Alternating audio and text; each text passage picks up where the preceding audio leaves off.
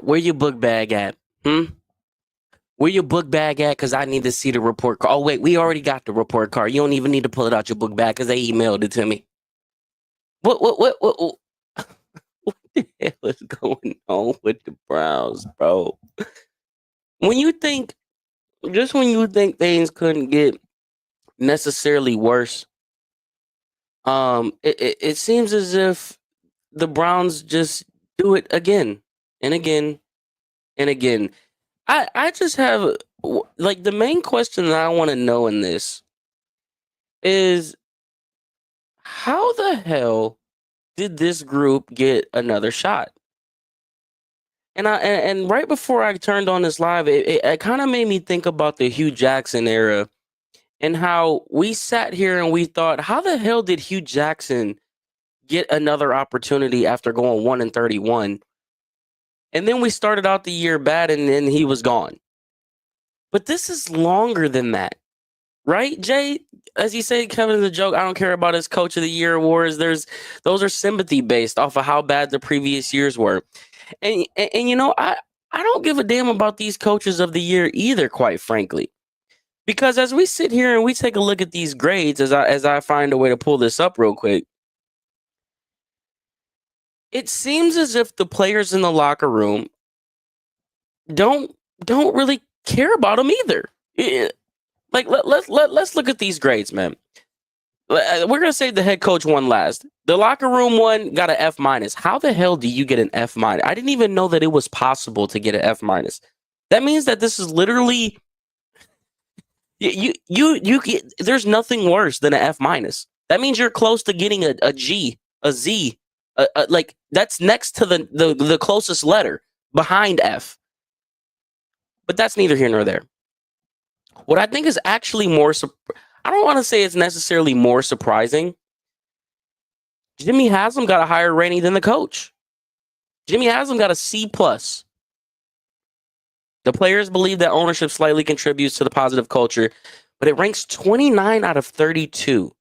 Players feel that ownership is somewhat committed to building a competitive team, a rank of 29 of 32. Now, what I'll have to say to some of that is, and I understand, do I think Jimmy Haslam doesn't want to win? No, I don't necessarily believe that, right?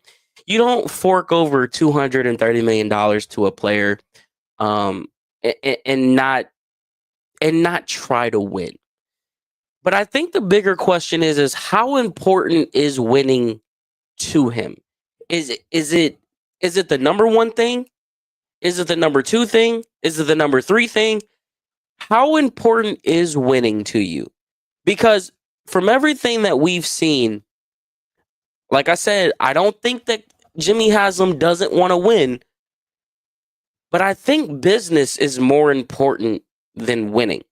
And I understand that this is a business, like this is the NFL is a business. It's 32 teams. You want to make your money, but it's not like you haven't got a return on your money.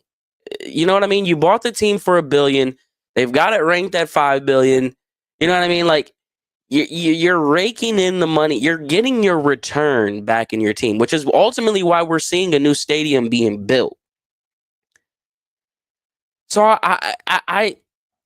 he ranked 21 out of 32 owners. I think we give Jimmy Haslam a little bit. I mean, I'm not gonna say right. I'm not gonna say it's not warranted. But how the hell does the coach who has 2 coach of the years rank 30 out of 32? Do you know the other 2 teams that he fell below? Those coaches were fired, which this ties right into what my theory has been for so long.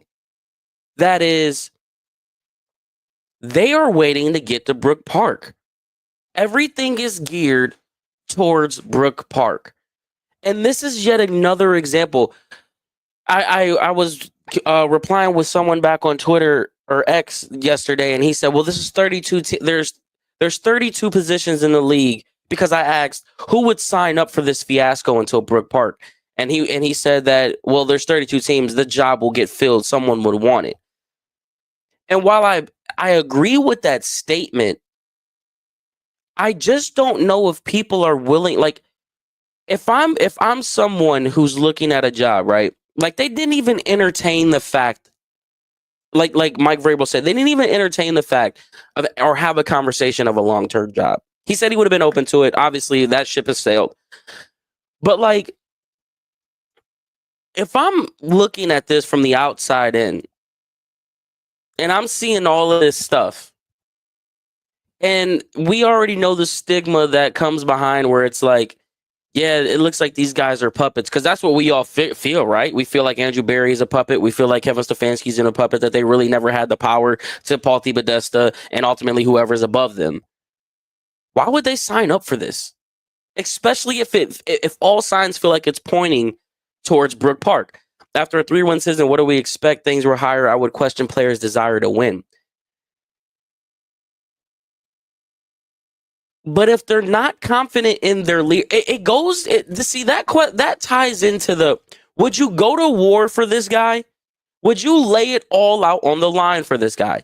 So you can question if players want to win, but if your leader isn't someone that you want leading you, you're not gonna. It's just like putting yourself into the job environment. If you're working a job and you don't like your boss, are you gonna go above and beyond for them, or are you just gonna go and get the job done?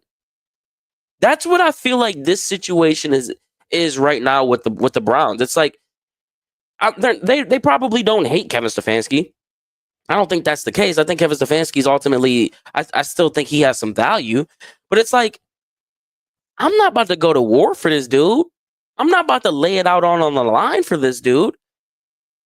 So it's not about desire to win. I don't think any of these players are going out there like, yeah, we don't want to win. Yeah, let's just screw it. We don't want to win. That's stupid. But what is the message in the locker room? What why is it not resonating? And why are we in year 5 of this in this experiment? And there has never truly been some consistency. The only thing that's been consistent is the fact that Andrew Berry and Kevin Stefanski have been in our regime. That's pretty much the most consistent thing that has been throughout this whole thing. It's always been up, down. You have an up season, and you go back down. You have an up season, and you go, oh, but then there was this injury here, and then all that. But then there was another injury here. But now we're back, and then we succeeded. But then there's something. It's always something that has to attest to something. That has to be like, I always, what this grade makes me think of, where it feels like 67% of players feel their head coach is efficient with the time. The second one, the players in the locker room, the players feel that Stefanski is moderately receptive to the locker room, feedback on the team's needs, ranking him. I always think back to the Rodney McLeod take that he had on 92.3 The Fan. And he said, Kevin Stefanski's a guy where he lets the players lead in the locker room. He lets the players kind of figure it out. And this was after the fact that Kevin Stefanski already gave up play calling. So if I'm a player, I'm looking at this and I'm like, well, what are you doing, coach? Why aren't you leading us? Why aren't you butting in when we clearly weren't? Because everyone's in agreement, from the players to the fan, that there was dysfunction in the locker room. That everybody's in agreement in that. And I think about the interview with Greg Newsom that we had, and they were just like, we just can't figure out what was wrong. What was wrong was the leadership. Think about when before Joe Flacco, 2023 is the best example that we can have because we actually had success. Before Joe Flacco came into this play, we were winning games, but who was the leader? PJ Walker wasn't the leader. DTR wasn't the leader.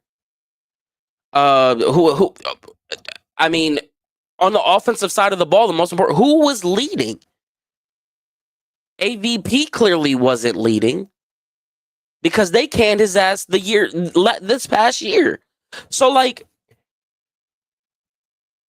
Kevin Stefanski may have a good offensive mind, like we say, like X's and O's with zero charismatic traits. Easy for a guy to easy for that to lose a locker room, especially during the lost season. Exactly.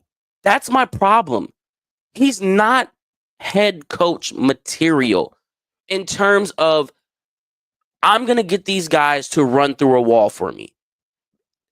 Like, and I feel like that's what this team is missing most. They're missing a coach. They're missing true leadership because the second Joe Flacco came into this thing, he first had to lead by example, and then he led with his words that followed.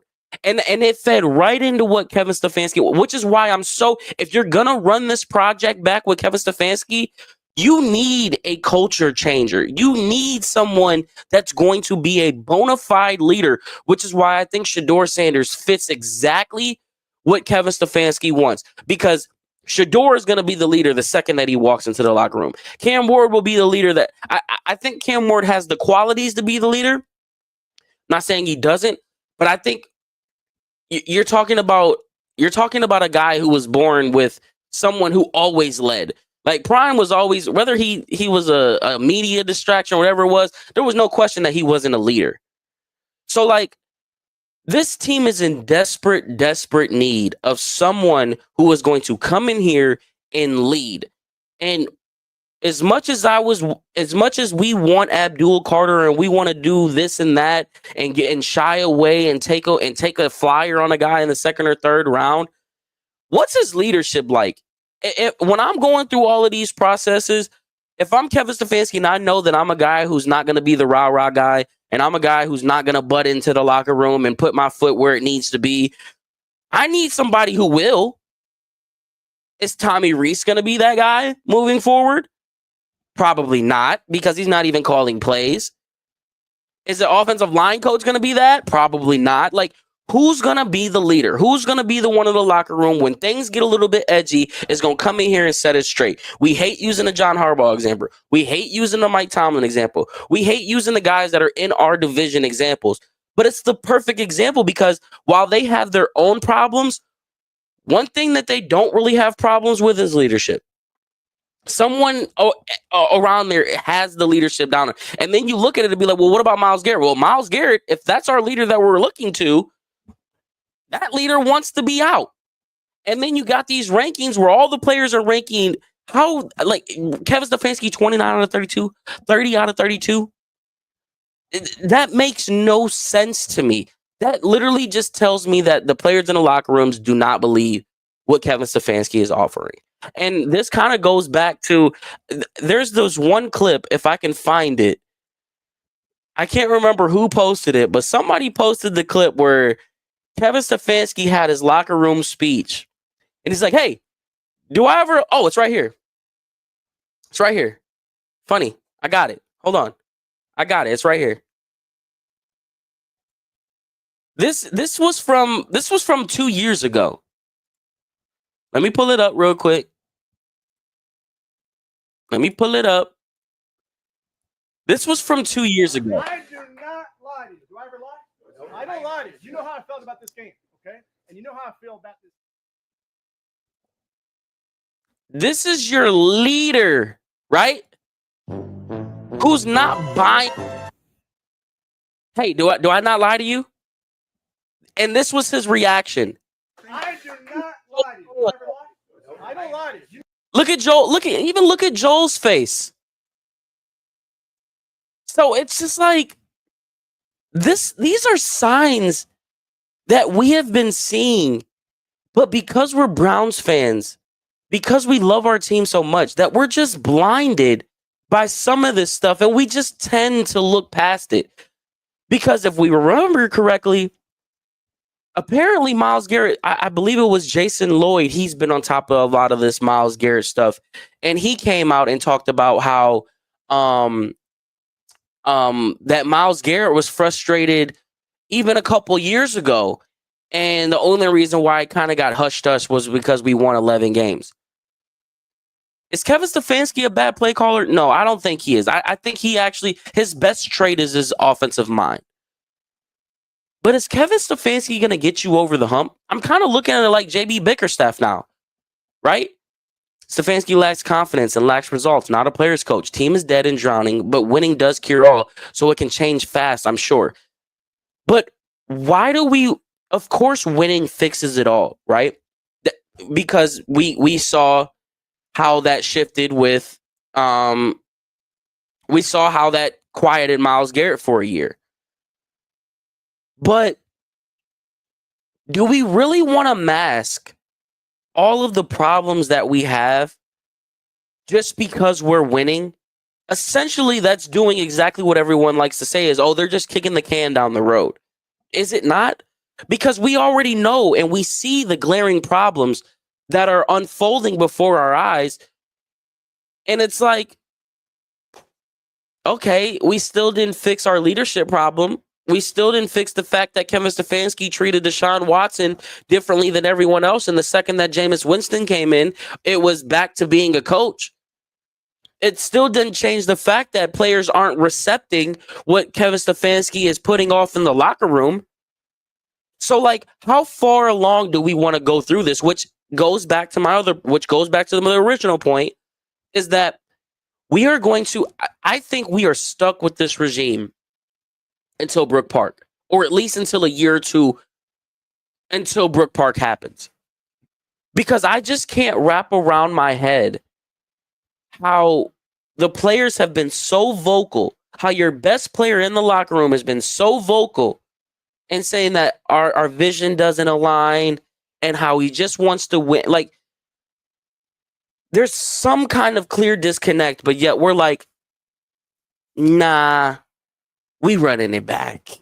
We run it, which is why I ask again, how important is winning to Jimmy Haslam? I definitely think it's up there on the priority list. Again, I want to make that very clear.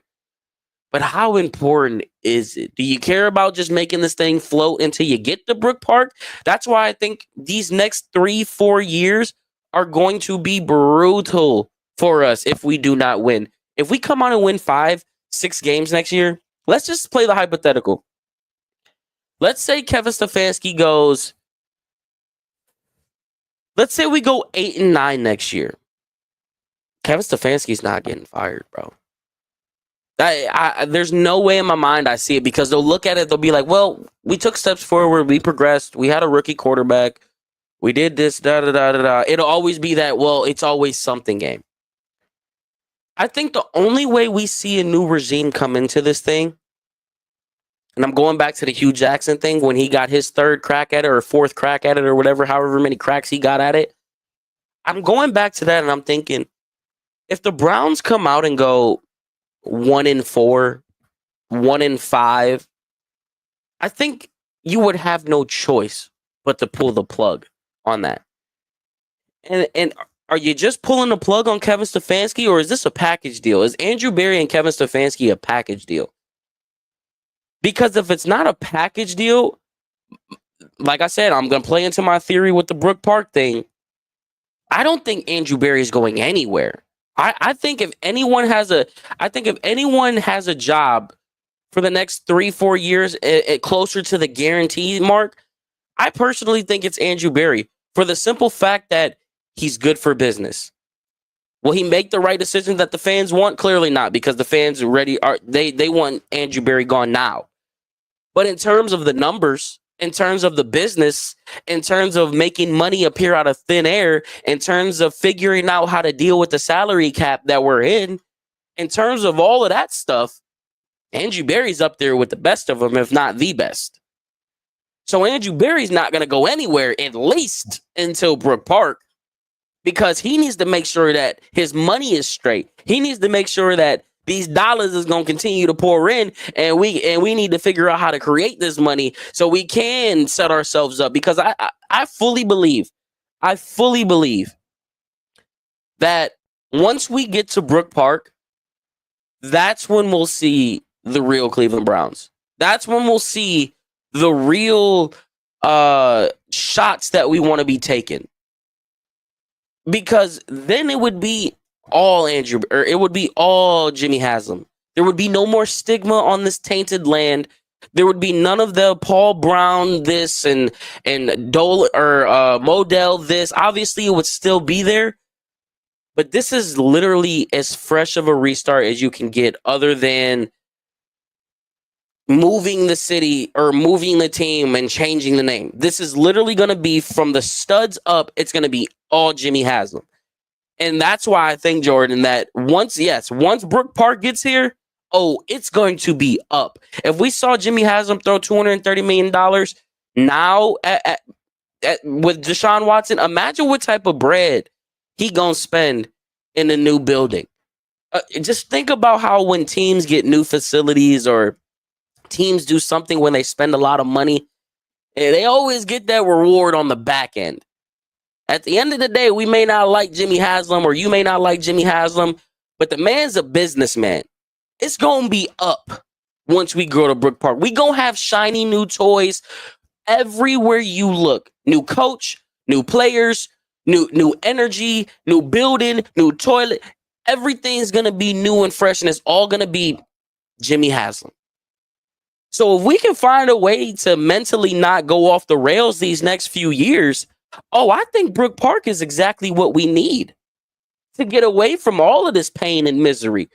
Because I think that's when you're going to see how important is winning to Jimmy Haslam. Because now the business stuff has already been taken care of. We handled that business. So that's why I'm just sitting here and I'm like, man, we just got to weather the storm, man. We really just got to weather the storm, because if we weather the storm, the grass going to be so green on that other side. I just believe it. I don't know why I believe it. Maybe I shouldn't believe it, but I just feel like once we get there, it's going to be up. But Mike Garafolo, he had Andrew Berry on right after the press conference, and you guys know me, right? By now, you know how I like to observe certain things, and I'm a people person guy. I like to observe the body language. I like to read how they talk, and I like to put the voice with the body. And for the first time, it just didn't seem like, it seemed like something was off with Andrew Berry. And what that is, I don't know. But we're going to sit here and we're going to watch this 5-minute clip of Andrew Berry.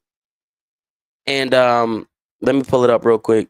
We're going to sit here and watch this, because when I was watching it, I'm just like, man, he's making faces that I haven't really seen before. His body language kind of seeming like he ain't telling us something. He ain't keeping it a bean. I don't know what it is. Maybe y'all can help me with it. But let's see if you guys are feeling what I'm if you're picking up what I'm putting down. Essentially. General Manager Andrew Berry, and I'm not going to do it.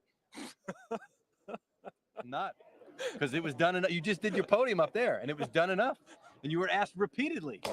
So I'll say that you said your stance on Myles Garrett has not changed, and you're not going to trade him, and it doesn't matter how many teams called, because you're not going to trade him. But I will ask around it, and I will say to you, like, how long can this go on? Like, you. By the way, I mean, Andrew Berry looked good, don't he? I mean, look at that shirt he got on fit him real nice. You know what I'm saying? I just gonna put it like that, man. That boy been in the gym. There's an off season to go through here. Like, how long can you go through before, hey, look, we've got to come together and figure out a resolution? Yeah, Mike, like I mentioned at the podium, we have a lot of appreciation for Myles. Real confident in this answer. First thing I noticed when out of Texas A&M. He's been a big part of our organization. We think he's the best defensive player in football, and he's an individual that we have no interest in moving. I think we were all frustrated after coming out of last year with just 3 wins, and that's something that we have to work to improve. But imagining Myles is not a member of the round is not. You're lying. You're lying. This face smells. You're lying. Like, am I crazy? You're lying. We have to work to improve, but look at how calm he was. And then when it gets to that, we don't envision it. Imagining Myles is not a member of the round is not not a world that we want to live in. He's made it clear that it's not a financial thing. It's a competitive thing. It's not the only time he does it either. Obviously, the record was not what you had in mind. The year before, you were a playoff team, and you still have talent across this roster. How do sell him on that? How do you sell other people and say, hey, look, this is a competitive team. We believe we are in a position to compete in 2025?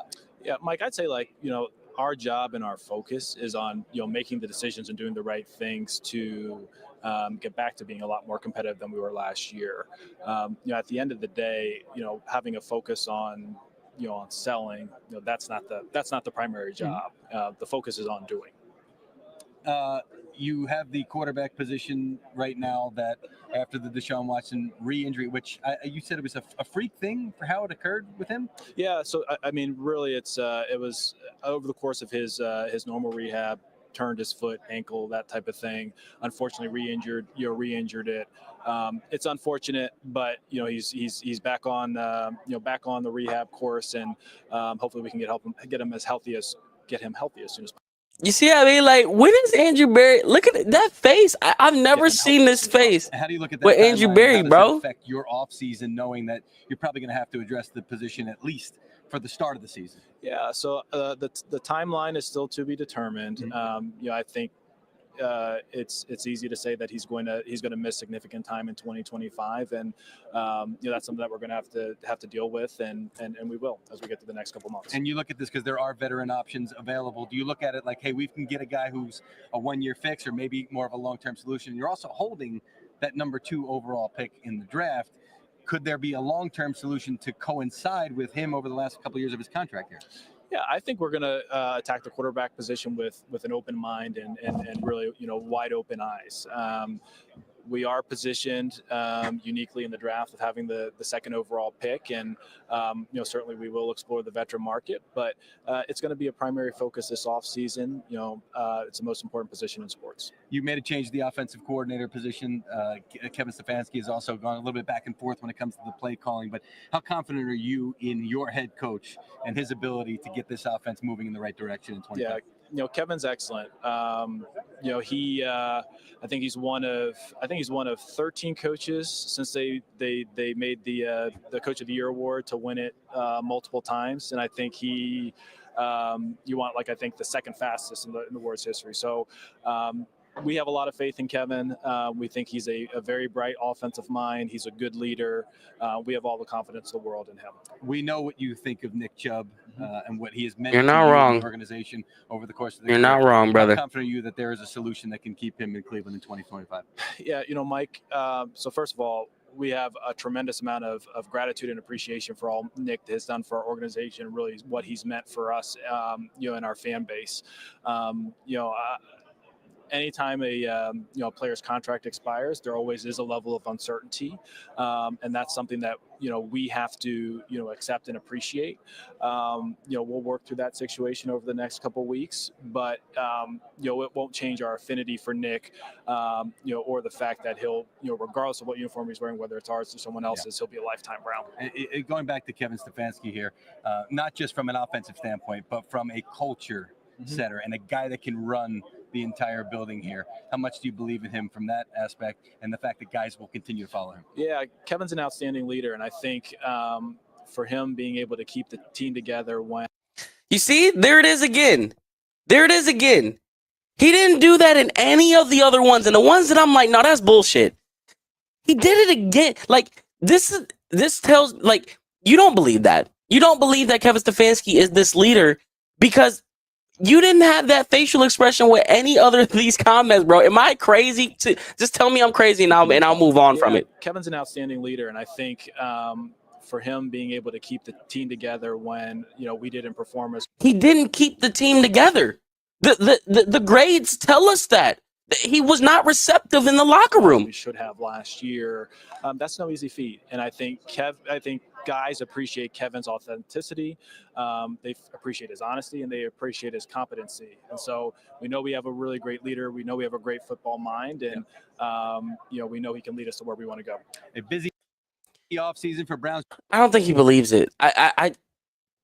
It's so weird being in this situation because it's almost like they know that their time is running so it's like they don't know if they're gonna get canned or not. Like they feel like they have this security, but in a sense, it's like They don't. You know what I mean? I don't know. This was a great question that someone had on there. If someone told you in 1999 we'd be the worst team in the NFL for 25 seasons, never had a QB, never hosted a playoff game, would you have ever wanted the Browns to come back? I didn't even look at it, some of these things. Some of these answers. Yeah, those years were when the Browns all hurt bad. People today forget or weren't born, but they were hard. Empty seasons. Yeah, great question. It hurt. I don't know.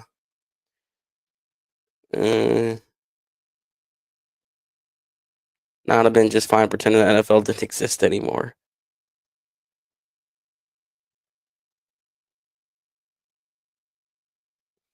Yeah, I don't know. I just wish that we could get past this stage that we're in. Because like you said, the heat is on for Andrew Berry. Like, you guys know me. I still am an Andrew Berry fan, but it's getting harder and harder to wrap my brain around the negatives outweighing the positives. Because my thing was, he's obviously great with the money. He's obviously great with the cap situation. If anything, he's one of the best when it comes to that. And then my other reasoning that I loved it was like, well, he never really had a lot of first round tries.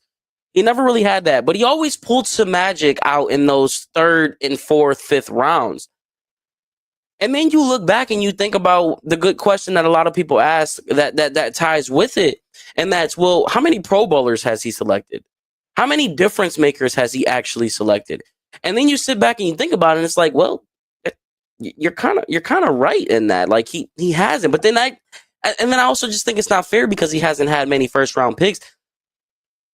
This is by far his biggest offseason that he will experience, I think, as a general manager, whether it be with us or if he gets another job somewhere else. He cannot get this wrong. You cannot botch the second overall pick wrong.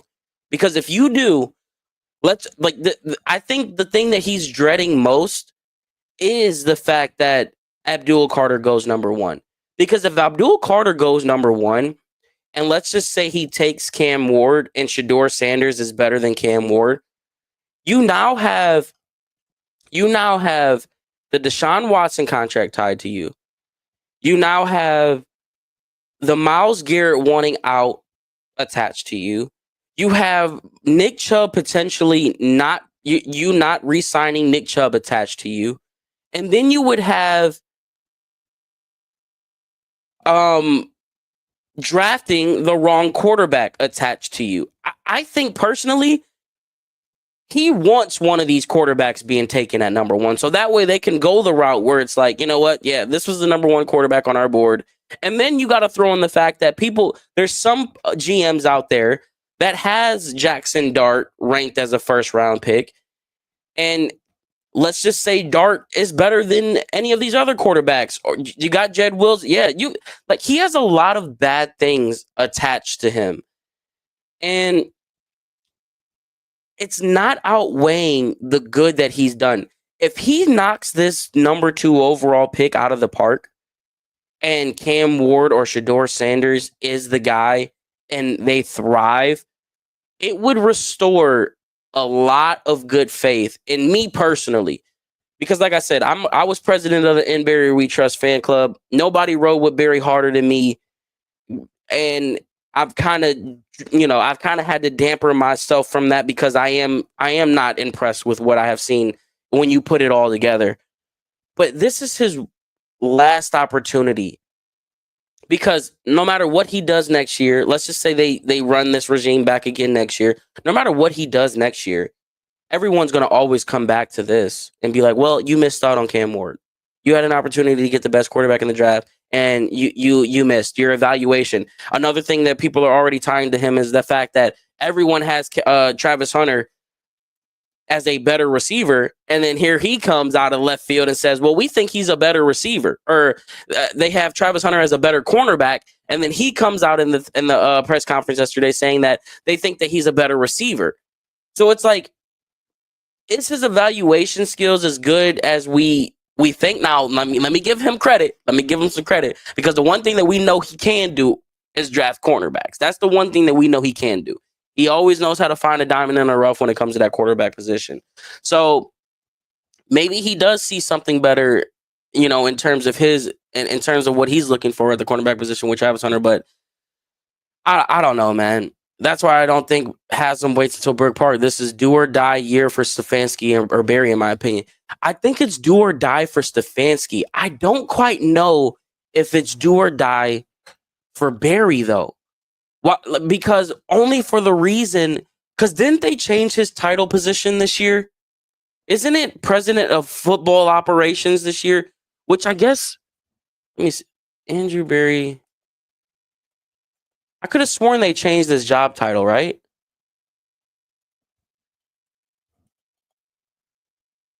Executive Vice President of Football. Wait, Executive Vice President of Football Operations. So who's the who's the president of football operations?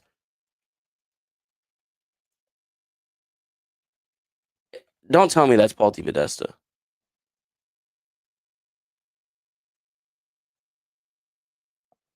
Who's the president then?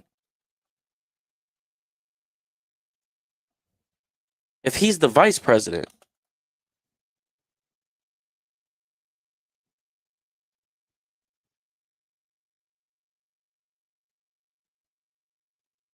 So wait, it's separate. It's Andrew Barry, executive vice president, and then football operator. What does that mean? What exactly does that mean?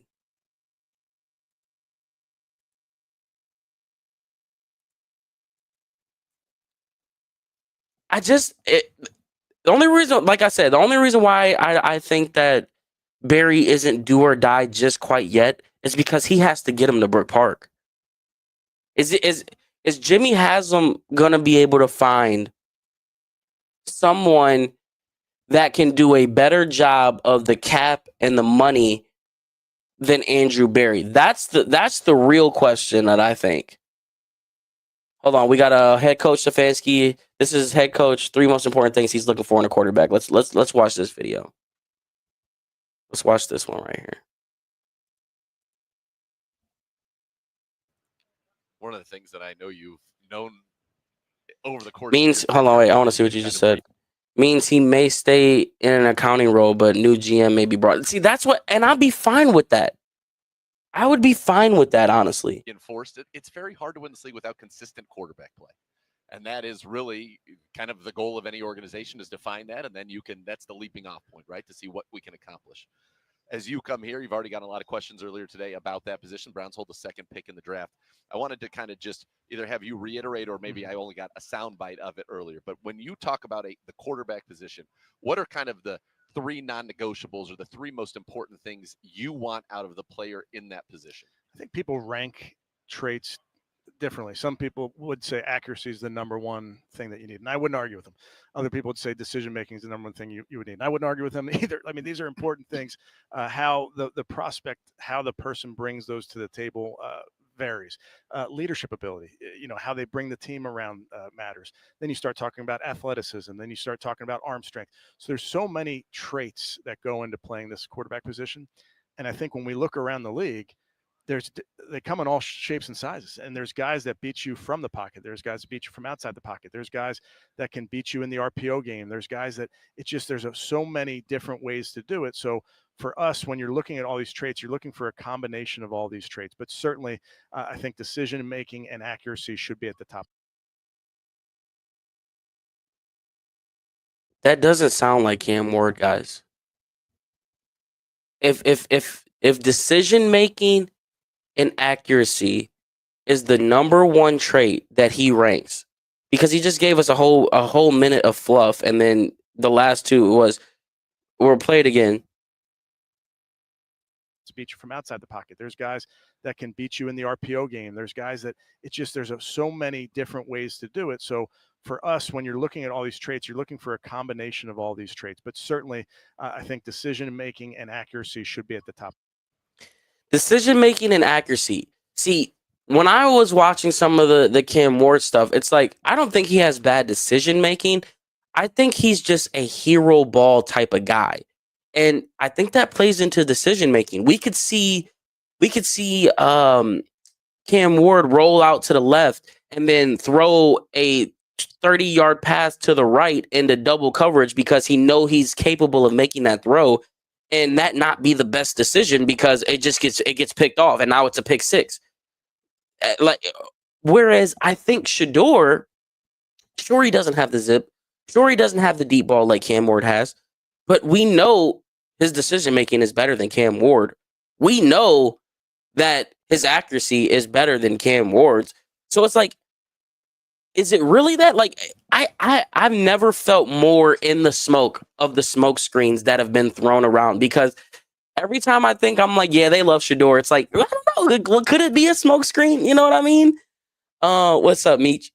Or Mara? Hydrate? I don't even got nothing to hydrate with. I just swallowed some spit. That worked. Get rid of Depot, keep Barry as a strategy cap, and bring in the football guy. Why did we get rid of Dorsey, bro? Like, that's what I have to say. Stefanski wants no part of rookie QB and his potential last year. Again, that goes into, but that can't be it though, bro. So if you run with that mindset, that means that they wouldn't be taking a quarterback at 2. Can you imagine? And this is another scenario that I think could ultimately play out, because let's say that they don't have Shador or Cam ranked where, like everyone likes to say, worthy of a number 2 pick. Abdul Carter goes number 1. You're going to have the Giants on your line. You're going to have the Raiders on your line. And ultimately, if you've got both of them on your line, that's going to turn into a bidding war. And I think the only way that I would be okay, but see, I was going to say, I think the only thing that I would be okay is if they didn't take a quarterback at 2, would be if they went and got a guy like Matthew Stafford. But then that doesn't play into the 2 quality traits that he has. So, like, would the other traits that he talked about mix into the fact that his leadership and everything else would trump his decision making? Because we know Matthew Stafford has been prone to make some questionable decisions with the football. He gonna turn that ball over. He gonna throw some bad interceptions. You know what I mean? It's very it's a very weird position to be in if this ultimately is gonna be his last year. And I think you do yourself the best, because, like I said, this goes back to the kicking the can down the road. Well, if we win, it's going to mask everything and everyone's going to be happy. Okay, well, the second that this bridge quarterback runs out, we're right back to where we are today at 2:26 at 4:50 p.m., which is, okay, now who's going to be the leader? We know Kevin Stefanski's flaws. How do we get past it? We're right back to where we are now. That's why they have to get this number 2 overall pick right. I don't know. I just want them to get this figured out. Let's see. We got a minute clip from Matt Hathaway about Browns hold, and Adam Schefter, by the way, has been. He 100% feels like, he said he confidently feels like he can say the Browns are taking a quarterback at number 2. So it feels like all the smoke is there. It really does feel like all the smoke is there. Let's see what Matt Hasselbeck has to say. First round. So what's your assessment of what the Browns should do with that number 2 pick? I think because they just recently allotted so much money to the quarterback position that's just sunk cost now, I do think getting a quarterback on a rookie contract that too help them quite a bit, especially if the guy turns out to be a good player. So with that being said, both guys available, I would take Cam Ward. He's got an elite arm. He's got uncommon ability in terms of a calm and feel in the pocket. Those are 2 really good things that I think you can't really teach. And so you heard Kevin Stefanski talk about his path. I actually love Cam Ward's path. You know, in an era where, you know, guys aren't really competing for things the way they once did at the position, because of how things go when guys transfer, to prove yourself at Incarnate Word, to prove yourself at Washington State, and then to go play quarterback at the University of Miami, as well as anybody has played it since Vinny Testaverde, Right. I think is a really impressive path. And I think what it tells you is he makes the guys around him better, which is probably the best thing you can ever say about a quarterback. Here's what I'll say. I'm not against. Hasselbeck, here we are. Ultimately, I think if you've got all this confidence in Kevin Stefanski, he can't go wrong with either one of these quarterbacks. You can't go wrong with Shedeur. You can't go wrong with Cam. They both have unique differences, and you can win with both of them. Now, like in terms of fit, in the short term, yeah, Cam Ward has AFC North written all over him. The way that he throws the ball, his big physical presence, that screams AFC North football. But we also, if this is going to be the quarterback of the future, you can't just look at it for the next 3-4 years. You're hoping to get this guy on another contract, and then you're hoping to take him into Brook Park, and then you get the perfect climate weather situation. But I think this all comes back to how well can you develop the raw talent with Cam Ward? Because I think there is some development that needs to happen with Cam Ward, where I think it's more lesser with Shedeur Sanders. There's obviously still going to be development needed with Shedeur Sanders, but I think in terms of pro ready now, Shedeur's got that sealed up. So, like, do we trust Kevin Stefanski to develop one of these quarterbacks? I don't know. I maybe we do. I don't know if he showed it, but I don't know. Decision making obviously is very high on the list, whether it's 1, 2, 3, accuracy being very important as well. But decision making, and like we just talked about, processing.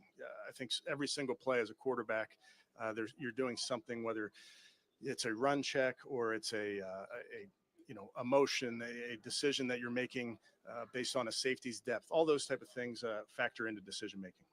Decision making is the number one thing that they care about, and I don't know. Oh, that's what I wanted to talk about before we do end this thing.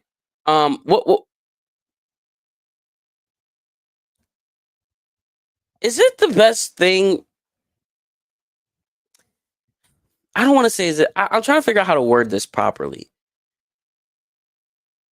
Players have been very vocal saying that they need a quarterback.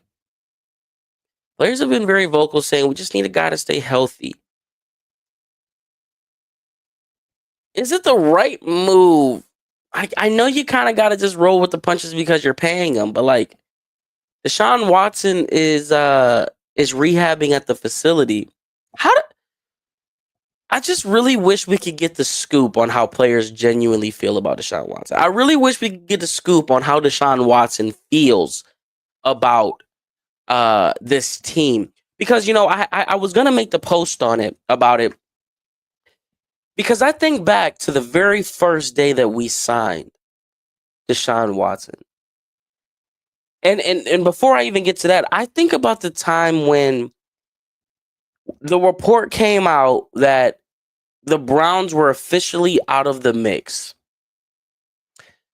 And then the next day, you see that he signs with us. And then you go to the pitcher. Does anybody know what pitcher that I'm going to? Because this sits on my mind so much. Let me see if I can pull it up on Google real quick. Because did he ever really want to be here?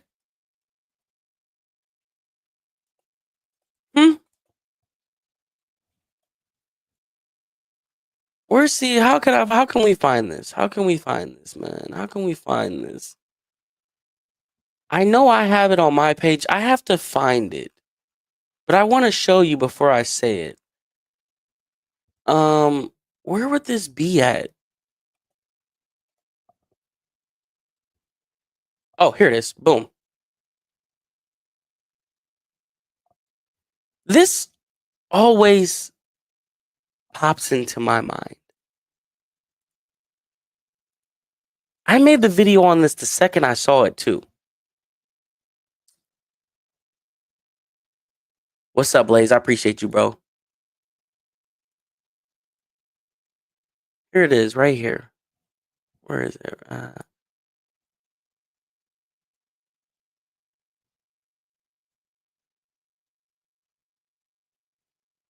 That's an Atlanta Falcons jersey.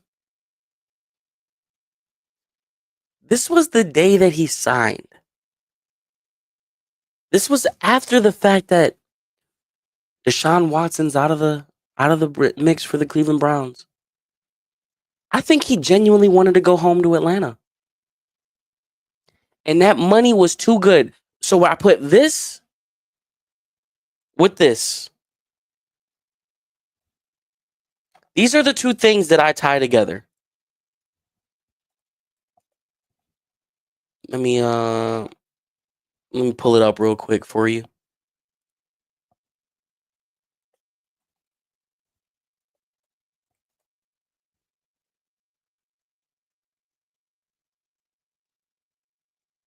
Right here. Boom. Let me pull up. Let me switch it. So remember this. And now this.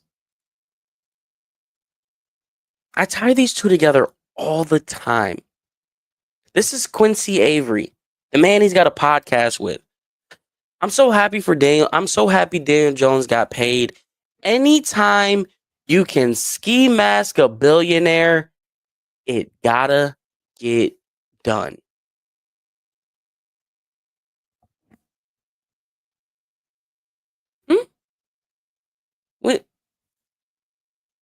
What do you mean by that? What do you mean by that? Because what made Deshaun Watson randomly go back on his word and be like, yeah, sign me to the Browns? Were we getting ski masked this entire time? Because that genuinely feels like what it was.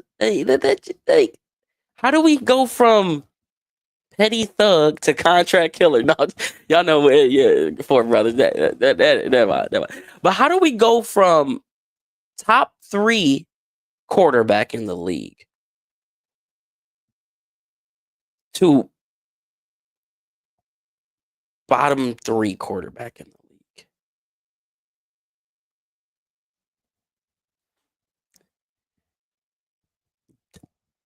league? The math ain't mathing. The math just isn't mathing, man. So I don't know, man. This is we are in the deathly hollow days of Cleveland Browns football, where eventually Harry's gonna die or Voldemort's gonna die. And it's just a matter of finding out how we come out of this. And ultimately, it feels like we're gonna be in deathly hollow days until Brook Park. And then we'll be like a phoenix and rise from the ashes. And then we'll all be excited because there's a new toy, and then it's just like we'll have new hope, I hope. But how do we get out of this for the next 4 years? And winning just can't. I get winning trumps all. But we ain't winning right now. So how the hell do we get out of this before we win? Because you can't just mask it with winning, in my opinion. That's all I got to say about this, man. I appreciate you guys locking in. Honestly, he might not even be top 3. He probably the worst. No, or bottom 3. He was bad. He was bad, which is why I'm so confused. But if there's any other big news that comes out or reports that come out, I'll be sure to go live and we'll talk about it. But that's gonna do it for this episode, and I'll catch you guys later. All right, peace.